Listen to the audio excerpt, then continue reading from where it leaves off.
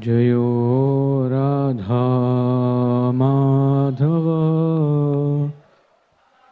Kunja Bihari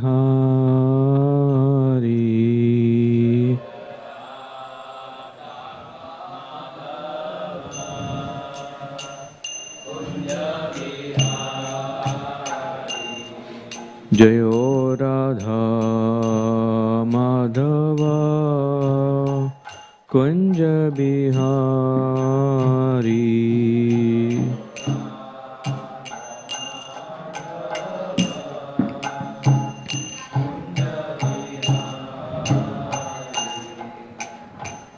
Gopi Janavallabha Girivaradhari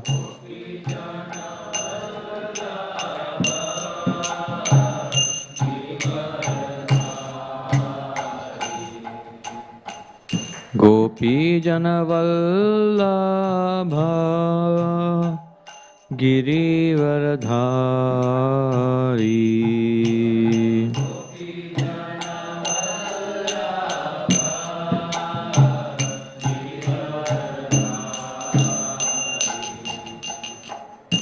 Yashodanandana Braja Janaranjana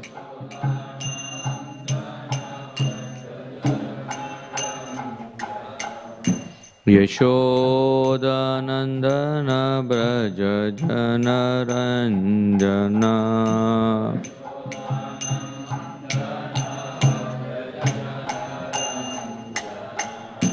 Yamuna Tira Vanachari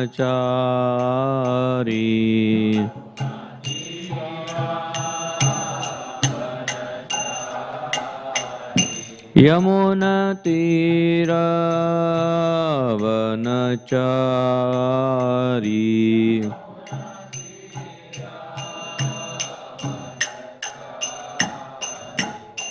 Jayo Radha Madhava Kunja Bihari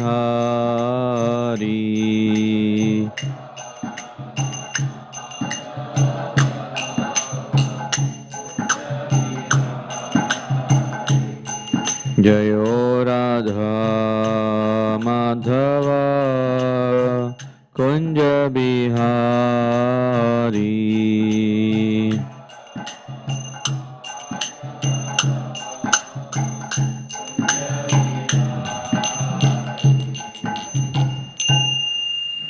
Jai Om Vishnupada Parhamsa Parivrajakaacharya Ashtotra Shrimad Abhay Charanaravindra Bhaktivedanta Goswami Srila Prabhupada Ki Granthra Srimad Bhagavatam Ki Samaveda Gaura Bhaktivinoda Ki Itai Gaur Premanande.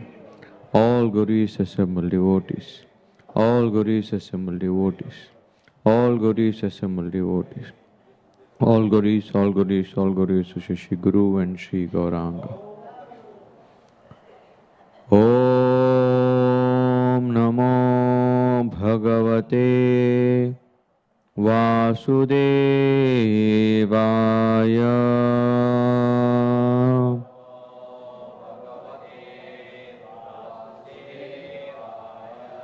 Om Namo Bhagavate Vasudevaya.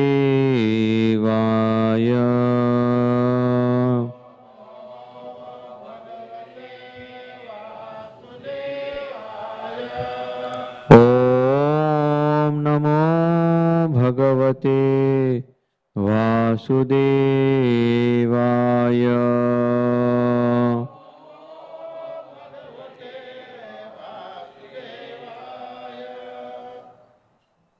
Reading from Srimad Bhagavatam, Canto 2, Chapter 5, The Cause of All Causes, text number 13. Vilajyamanaya yasya Vilajyamanaya yasya Sthatum ikshapate muya Sthatum ikshapate muya vimohita vikathante vimohita vikathante mamaham iti durdiya mamaham iti durdiya vilajjamanaya yasya statum ikshapate muya vimohita vikattante mamaham iti durdiya vilajjamanaya yasya statum ikshapate muya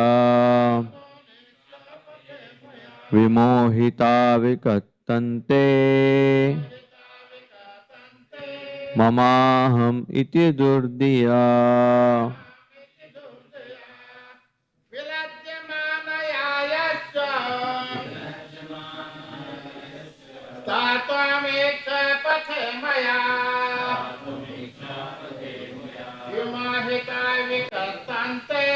mohita vikattante mamaham iti durdiya vilajjamanaya yasya satum ikshapate muya mohita vikattante mamaham iti durdiya vilajjamanaya yasya satum ikshapate muya vimohita vikattante maham iti durdiya vilajjamanaya yasya satum ikshapate muya vimohita vikattante mamaham iti durdiya. Any Matajis? Vilajjamana yasya Tatum ikshapate muya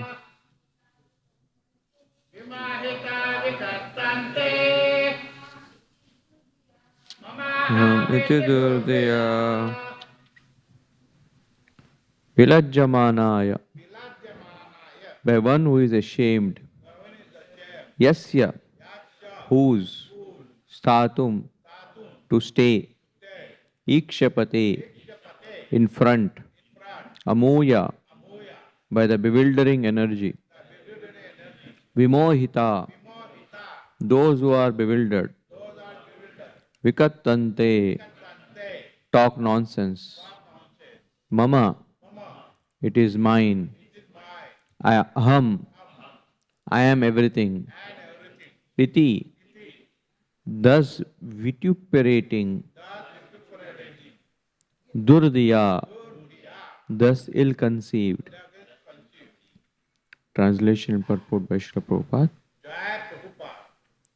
The illusory energy of the Lord cannot take precedence being ashamed of her position, but those who are bewildered by her always talk nonsense, being absorbed in the thoughts of it is I and it is mine.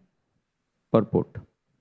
The invincibly powerful deluding energy of the personality of Godhead, or the third energy representing nescience, can bewilder the entire world of animation, but still she is not strong enough to be able to stand in front of the Supreme Lord. Nescience is behind the personality of Godhead, where she is powerful enough to mislead the living beings. And the primary symptom of bewildered persons is that they talk nonsense. Nonsensical talks are not supported by the principles of Vedic literatures. And first grade nonsense talk is it is I and it is mine. A godless civilization is exclusively conducted by such false ideas, and such persons without any factual realization of God accept a false God or falsely declare themselves to be God to mislead, to mislead persons who are already bewildered by the deluding energy. Those who are before the Lord, however, and who surrender unto Him cannot be influenced by the deluding energy. Therefore, they are free from the misconception of it is I and it is mine.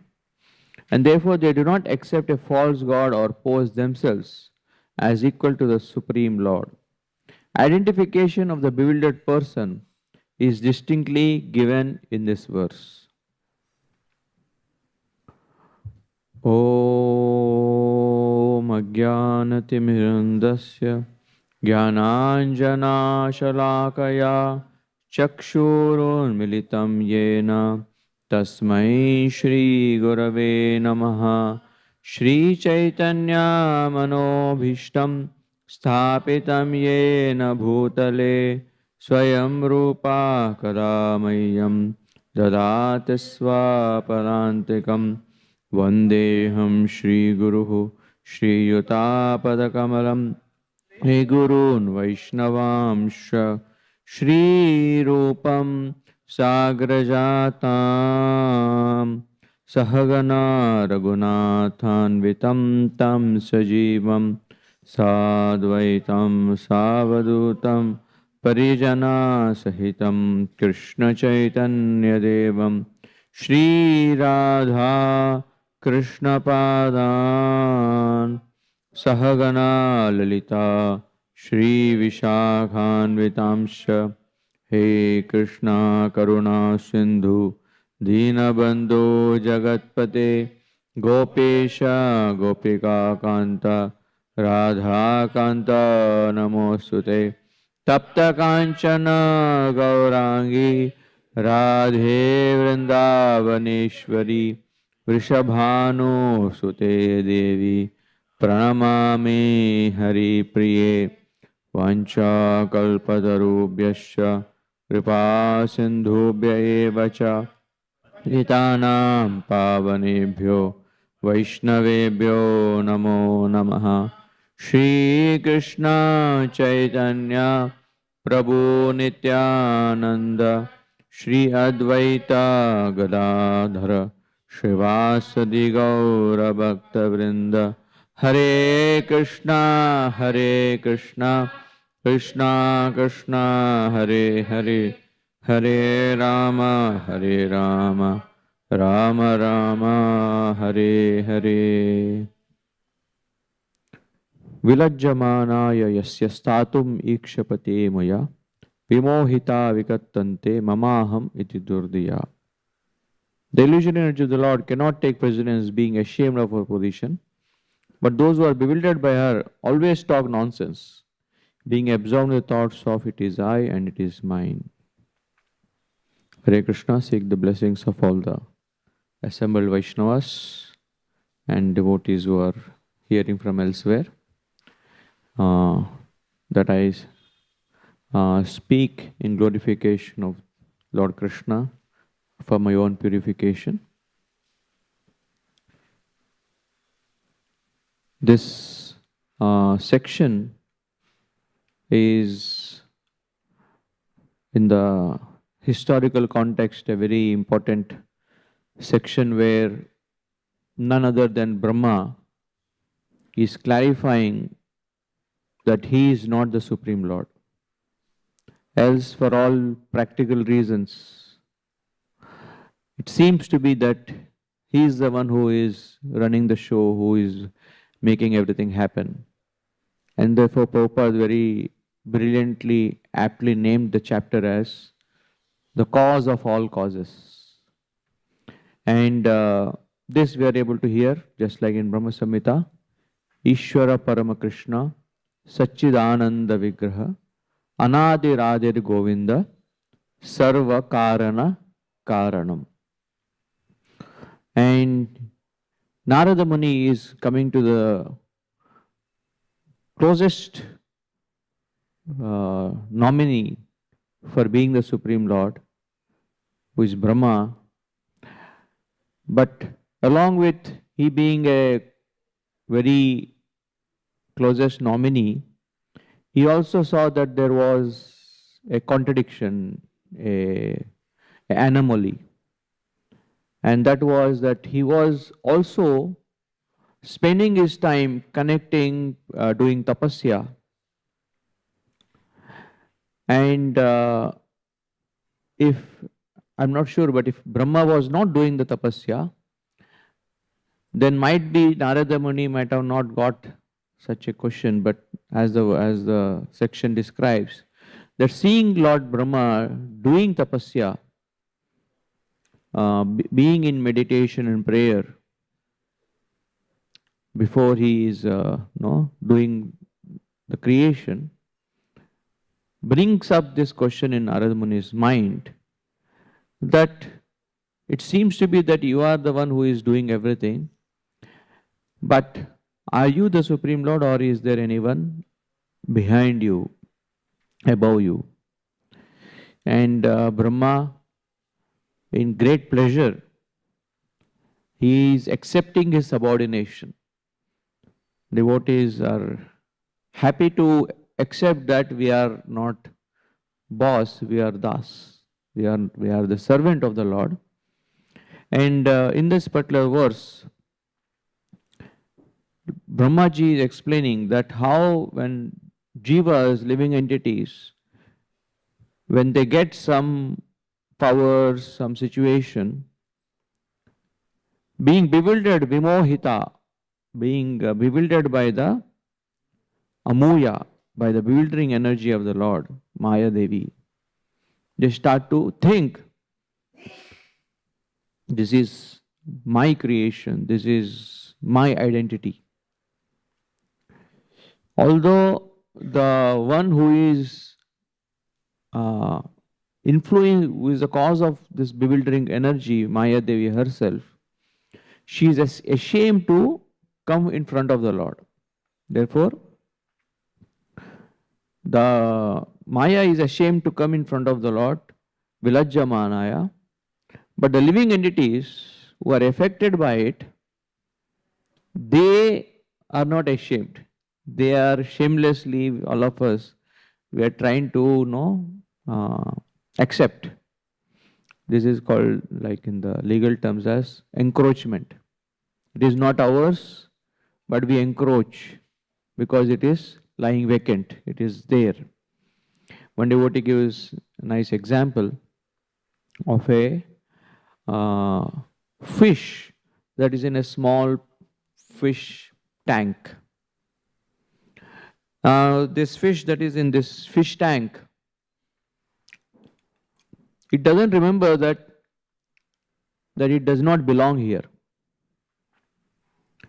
And its entire life it spends in that fish tank, thinking that this is the universe that it is.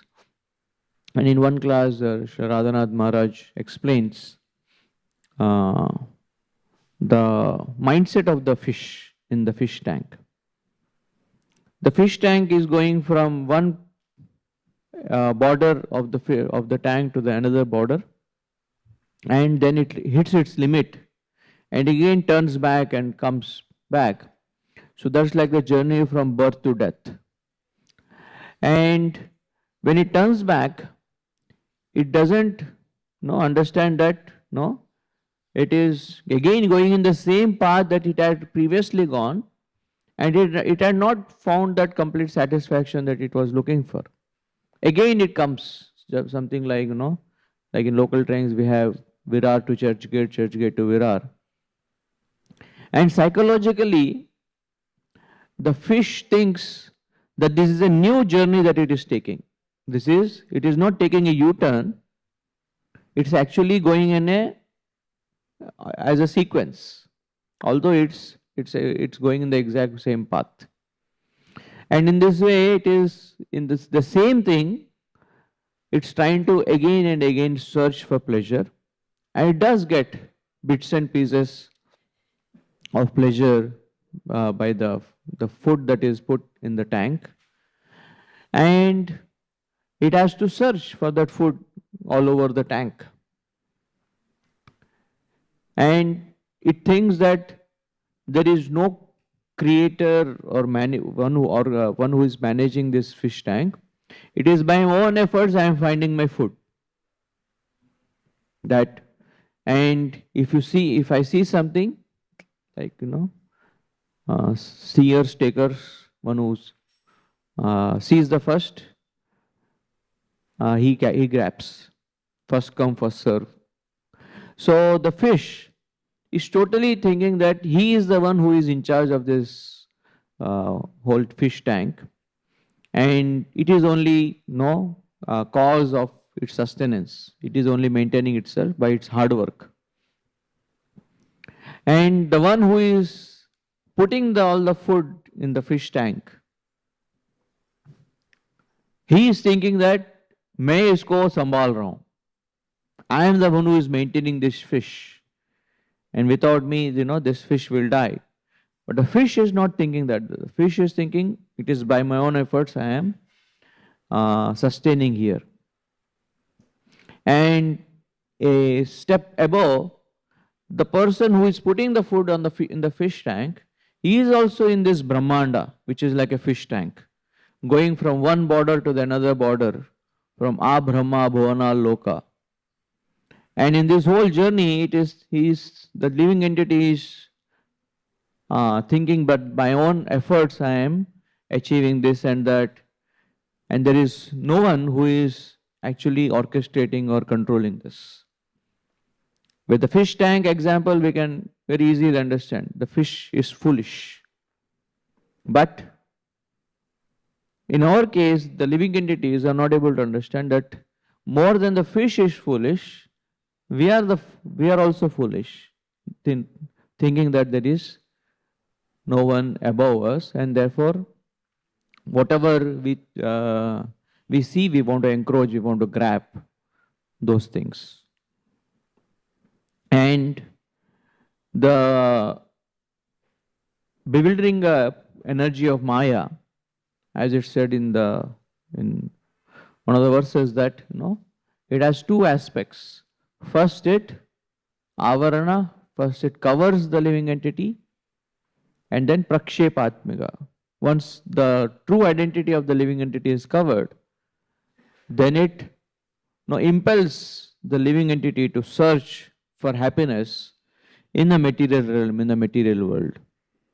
And whatever bits and pieces of happiness the living entity gets in this world, it gets attached to it.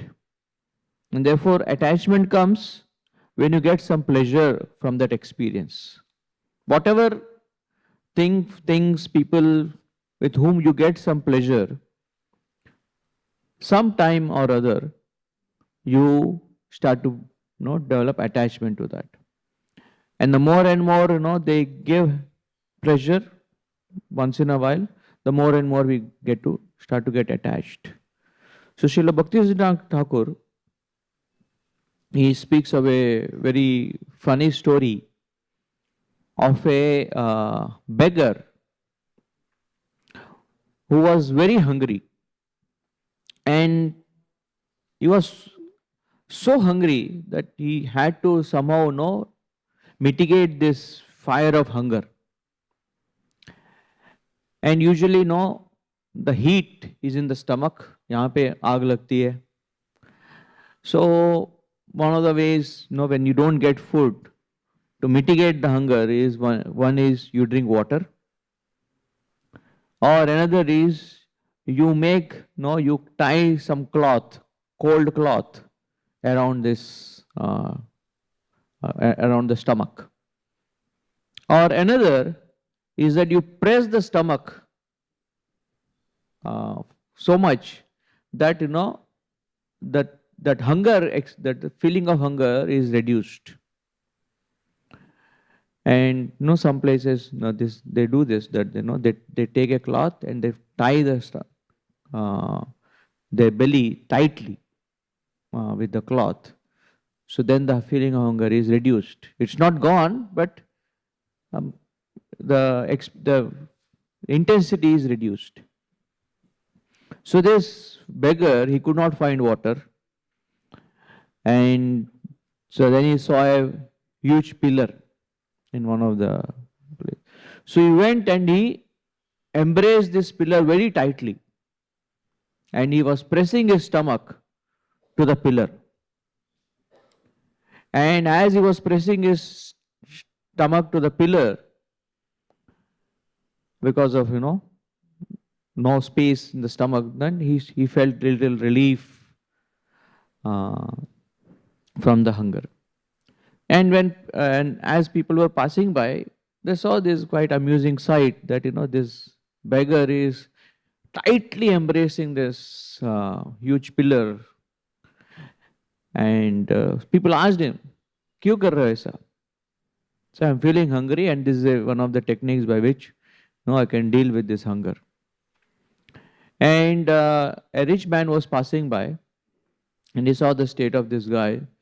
So he bought some murmura.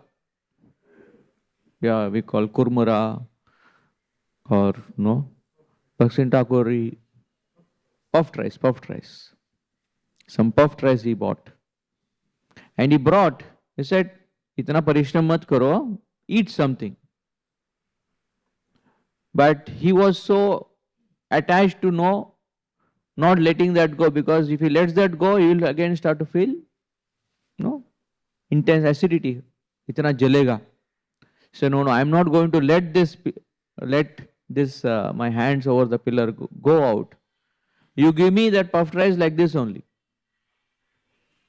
So I don't feel not even a moment of inconvenience.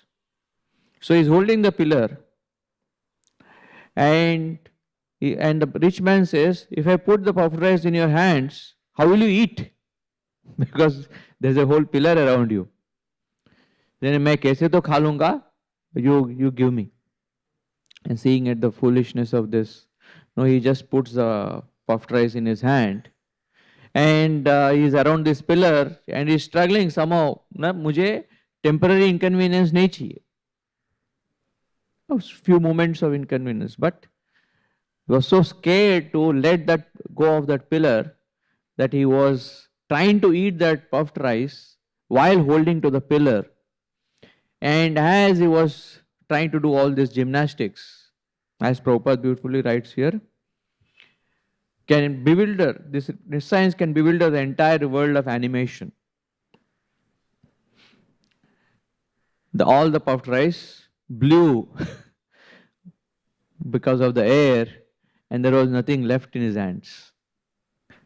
And Bhakti Thakur gives beautiful purport to this story. He says that people in this world, we get attached to things that give us relief from material troubles in different bodies, and we are so attached to that even when the chance to fully take to bhakti is there, we think that how can I let go of these dependencies? It is because of these duties, these dependencies, that I have experienced some mitigation. So if at all I want to practice bhakti, I will practice bhakti in whatever extra space that I can do, along with the different activities that I am doing. And foolishly, he never is able to access the true taste of bhakti, because he is not willing to let go and have some inconveniences. Because naturally, if you eat, when if you remove your hands and eat, immediately the hunger won't go away. When you eat something, it takes a little time for the food to go inside and happen. So till that time, how can I tolerate hunger? So therefore, if I give up material enjoyment, and wait for Krishna's mercy to come, वो पता नहीं कभी आएगा नहीं आएगा. So as I'm enjoying my life materially, I'll try to do some chanting, some things, and maybe I'll find pleasure. But unless we fully understand that the being attached to material identities, that this is going to help me in my journey, this is going to give me happiness, we will not be able to experience true pleasure of bhakti. And he says that it does take time. Bhakti, the pleasure that comes from bhakti, although it is susukam kartum, but it's not as instant as Krishna says in the Gita's 18th chapter. The nature of happiness is that in the nature of happiness in the mode of ignorance is that initially it is pleasurable, later it turns into a big disaster. And in the nature of goodness, Krishna says abhyasa, that it takes some practice for you to develop taste in the good things that will give us happiness.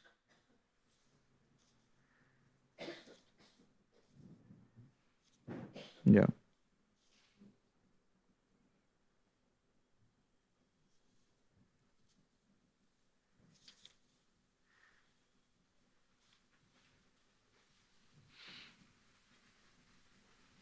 Yattadagre vishamiva pariname amrutopamam.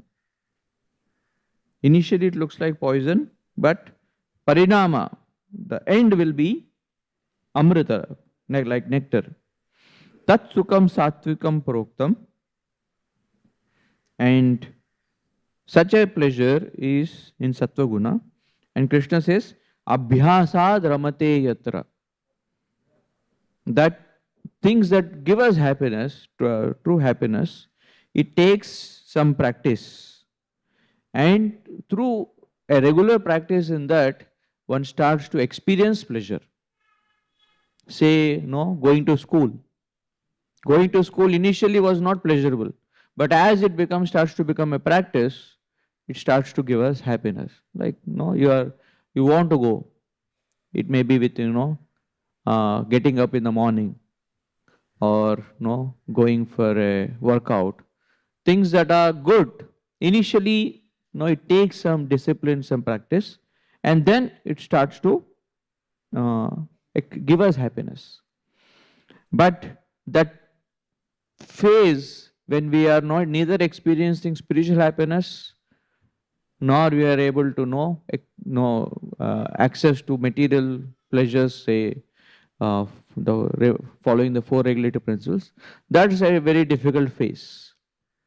It's like the dark, it is like the journey of in the middle of nowhere. You're neither here nor there. And so once Prabhupada was asked, why is Maya so strong? This Maya Devi, why is she so strong? And Prabhupada said, Maya is strong because your purpose is weak. And when our purpose is very strong, very fixed, then as it said that if you want, if you practice bhakti strictly, then it will become easy. And if you are not strict in our practice, then even sometimes one round of chanting Hare Krishna seems to be like a uphill task. So the more strict we are, the more determined we are, the easier the path of bhakti becomes. And the more loose we are, or not really planned.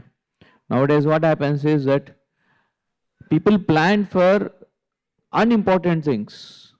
Say there is a show that's going to come in the evening, or some match. For that they are very disciplined. But with things like, say, japa, or say exercise, or reading, that they leave up to, if I get time, I will do this. And they hope that time permits. But with unimportant things, people plan, aaj 6 baje ye cheez hai, or 9 baje this show is going to come. So we need to reverse, no? Slot and plan for the important things. And then if time permits, like Jayanand was asked, that how come Maya doesn't catch you? No, and he said, I'm so busy serving Krishna that there's no time. If time permits, I would have, like even Haridas Thakur also, that I'm so busy, chanting Hare Krishna, I would have wanted, but no, there's no time for me. But it happens that living entities, conditions, we become so busy in enjoyment and material things that we leave Krishna consciousness to the time factor. If time permits, agar samay aayega. So we need to reverse that. There is another, nice line that is word that is used in by Shukadeva Goswami. It is Durdhiya. So Dur is bad or ill, and Dhiya is intelligence. And it is because of the intelligence, Vishwanath Chakravarti Thakur writes in his Sarartha Darshini Tika, that the gateway to infatuation with Maya is when we don't strengthen our intelligence with Shastras, with scriptures. And when the intelligence is weak, then Maya starts to get into a devotee's life. But when the intelligence is strong through regular hearing, then the Maya, it's difficult for her to get in. And usually this is the pattern. It is thinking, feeling and willing. So thinking is the arena of intelligence. Feeling is in the mind. And willing is in the body where you want to actually do it. And if you curb right at the level of thinking that this is not mine, therefore even when we use the words as long as possible, we don't try to use words like I more, especially in the Vaishnava language. We usually say we, or we have, it is all of us that has done this. So because it portrays a particular consciousness. Even when Arjuna is speaking about the Duryodhana in the first chapter,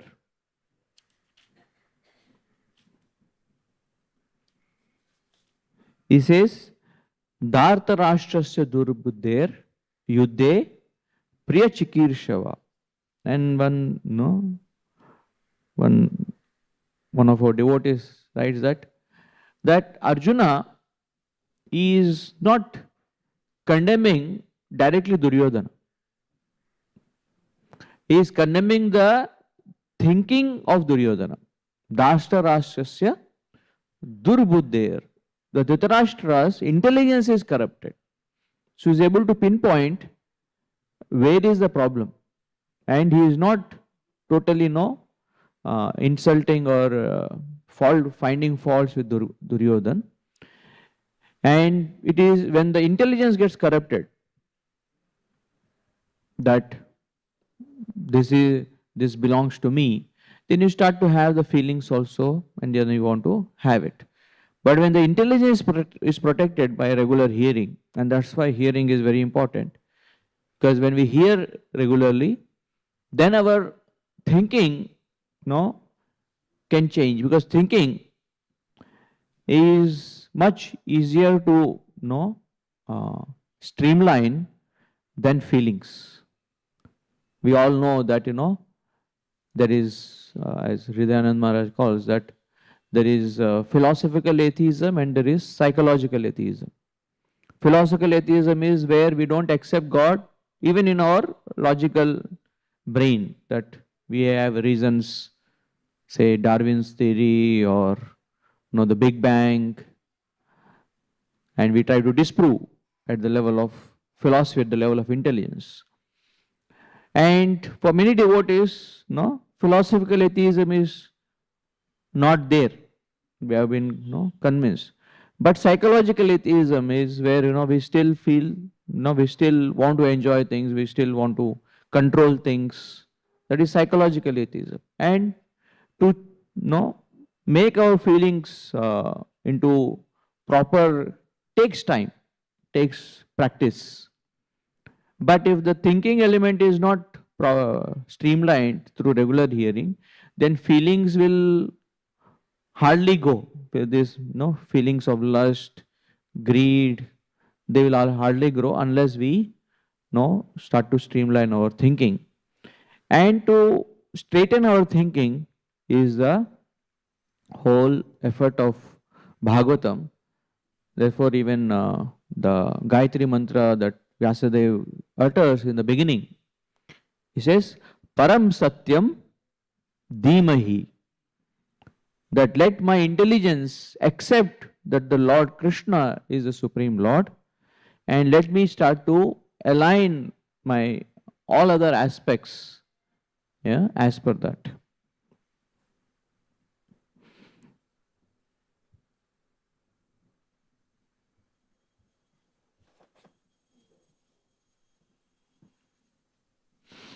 And that is in the Sri Subodhini of Sri Vallabhacharya, as he is speaking about this verse, he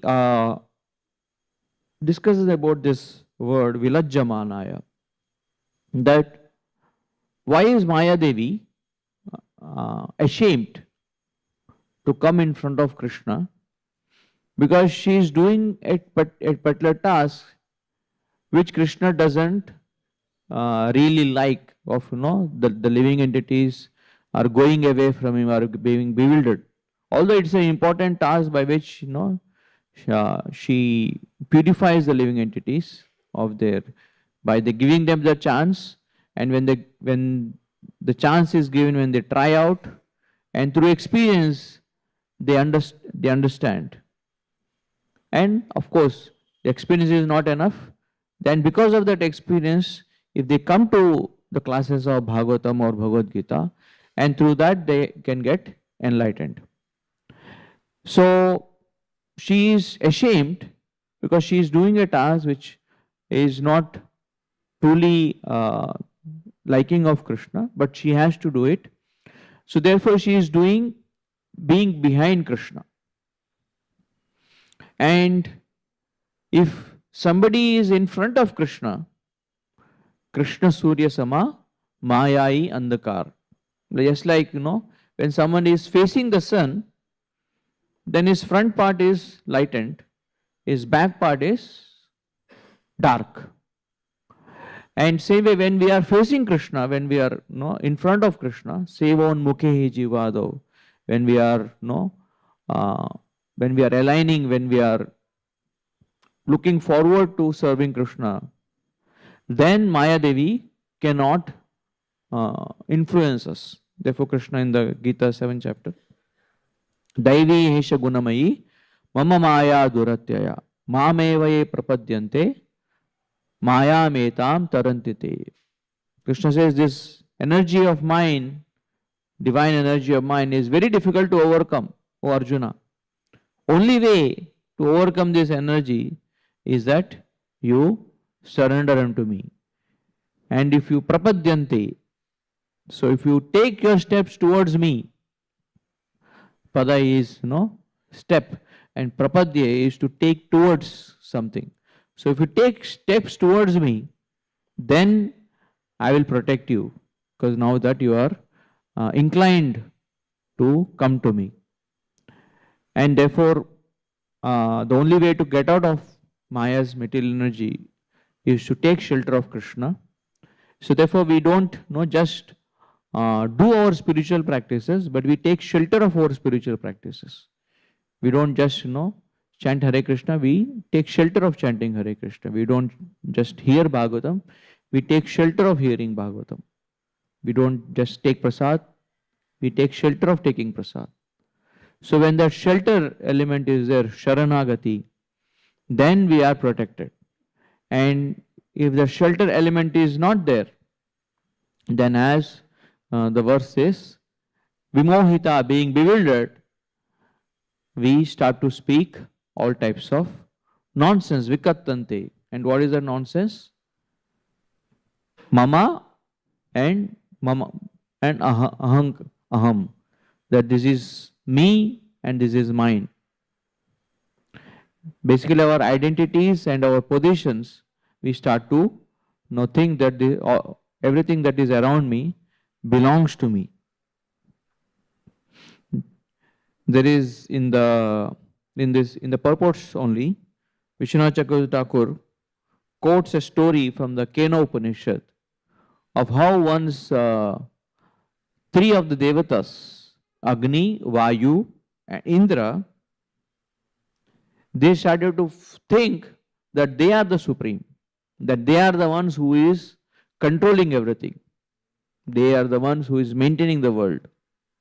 Naturally, without fire, no, there can't sun element and all this is because of fire. Then Vayu, air, when you stop breathing, when we do pranayam and we hold the breath, we realize how important is breath to us. And naturally water, Indra. So Krishna, he came as a small little Brahmana and he said, who among you is greatest? And I want to see who is greatest by one who can blow this grass that is there in front of me, or burn it, or soak it. So then Vayu blew his hair with tremendous force. Nothing happened to the grass. The grass was standing as it is. Agni used all his fire element to burn the fire, to burn this grass. Nothing happened to this small little blade of grass. And then Indra, he struck thunderbolts on it. He sent thunderstorms and rain. But the grass was not destroyed. It was as it is. That small one blade of grass. And once all of them were humbled, then Lord Krishna, he revealed that don't get puffed up. That just because you have some control, that you possess this, it is Lord, it is me who is given you these potencies. And there is a small internet joke about this. Facebook was saying that I know everyone. Google was saying that I know everything. Then or BMC, he said that if you don't keep quiet, I'll switch the power off. I'll shut down the power. So we all, whatever in our areas, we start to think that this is happening by me. And the more and more time we spend without proper hearing, more and more this starts to happen. And this is a psychological phenomena which is also used sometimes properly. This is called as neuroplasticity. The brain has this tendency that whatever it is spending its time with, it starts to think that this is mine. Just like a dog in a street. The dog thinks that this street, it belongs to me. So they did some experiments that how a man has his real hand is hidden, and they keep a plastic hand in front of him, and they start to brush this plastic hand. At the same time, they're brushing his real hand. But because he was not able to see his real hand, they think that the feeling that I am getting of sensation is from this plastic hand. And suddenly, this video is also there. This whole documentary called Seeing is Believing, that how the brain fools us by this element called that it starts to acquire whatever it sees, this is belongs to me. If it starts to give us that feelings, that suddenly when they beat this plastic hand, immediately this man shouts that don't beat my hand, because now that attachment has come. Same happens with if you buy a house or a car, and the more and more, no, the more energy you spend, the more no desire you have, no, you start to this. And if a scratch comes on the car, it's like a scar on us, and we are so careful. And Prabhupada, Prabhupada used to say that people take care of the car, the body so much that they forget who is the driver, who is the real person. And he has been only given this car, this vehicle, to drive his life to the proper destination, not to identify. Therefore, no, it's said that when you say ahankar, so ahamkar, that this is my car, ahankar. So we start to identify. It's also psychologically, it starts to happen. But we cannot immediately remove psychological, this feelings unless we correct the intelligence, durdiya, unless we purify the intelligence through proper hearing. And along with that, through chanting, we purify the mind. So intelligence needs to be cleared of all the confusion, and the mind needs to be purified of all the different elements by which we get material pleasures. We need to understand that these pleasures that you are getting, they are not permanent.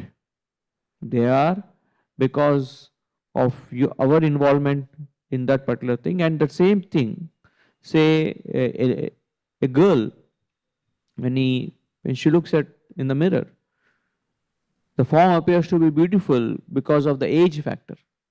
Once but certain age crosses. Sometimes there are all these cosmetic ways by which person can appear to be beautiful, but even that same person, if he compares with the young photo, the beauty is different. So beauty comes by age, goes by age. Strength comes by age, goes by age. Capacity, capability, strength comes by age, goes by age. But when it is with us, we identify with that with so much that suddenly in the teenage years, when people get pimples, they become so bothered by it. And there are studies that one of the main reasons for teenage obesity is trying to solve anxiety because of pimples. So pimple is a small thing that comes on the cheek that you can't do much, whether you apply multani mitti or you apply whatever creams. As long as it has to stay, it stays. But that thing that cannot be changed takes over the brain so much that they go into anxiety. And because of anxiety, then they start to eat more because of the stress. And obesity, which is a problem that could have been not there in the first place, that small pimple lands in things like this. So it's small example that how when people start to identify with what they have is mine, and when it starts to change, then they try to either return back to that original situation, or they think themselves as losers and I'm not good enough. So instead of being bewildered by material energy like this, and even internationally, Bhakti Maharaj tells this, the 5 myths that the world thinks that these are the ways to solve our problems. And what are those myths? The first myth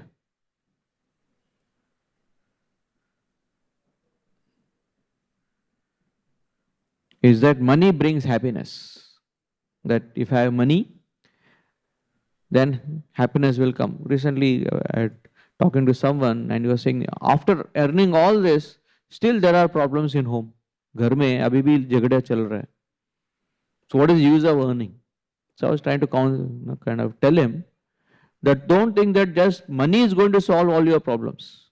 Money is going to bring happiness. Money can bring, as Gaur Gopal Prabhu, that talks was saying, that money can improve our lifestyle. Money cannot improve our life. But this is an illusion that we have. Another is that technology will bring well-being. That the more technology grows, the more we will be able to solve diseases, remove diseases, remove issues. One issue is gone, another newer type of issue starts to come. Now because of this AI has come, life has become easy in many ways for children to come up with their homework answers.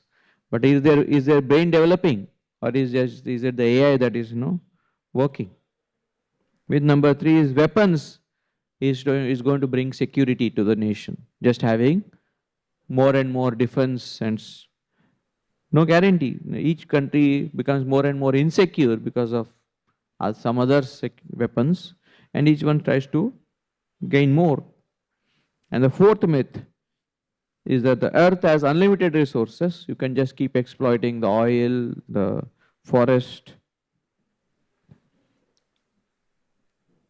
And the 5th myth is that the earth has enough space for all the waste that we are producing.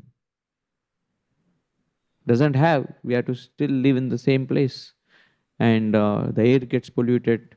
So all these are because we are we have encouraged the earth and start to think that I can use this planet in the means that is best for human interest, not understanding that is a place that we have to take care and also use it in service of God, Krishna.